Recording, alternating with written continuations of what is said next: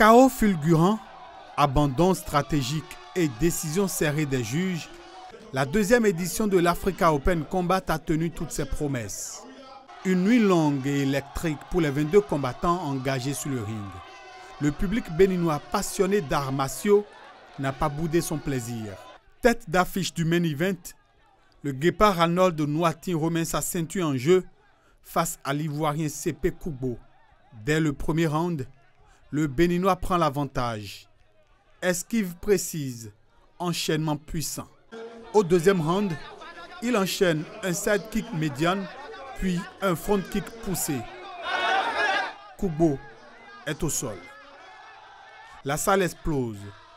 Le combat tourne à l'avantage de Noatin, qui conserve brillamment son titre au terme du troisième round. J'ai l'habitude de finir vite mes combats. Donc faire 3 reprises, c'était nouveau. Ça m'a un peu pompé, mais on le dit souvent, pour déplacer le champion, il faut faire plus que le champion. Dans l'autre choc de la soirée, l'Ivoirien Aboubakar l'emporte face au Béninois Aruna sur décision des juges. Côté dames, Joliana Huassou domine l'Ivoirienne Fanta Arama. Et dans un duel 100% béninois, Bouama Natchendiabo s'impose face à Belinda. J'ai gagné mon combat, mais c'était vraiment difficile avec la clim et le stress aussi. Ça a fait que le souffle est un peu... On a eu un peu manque de souffle. Moi, il faut organiser à chaque fois ces combats. Bilan pour le Bénin, 7 médailles d'or et une ceinture.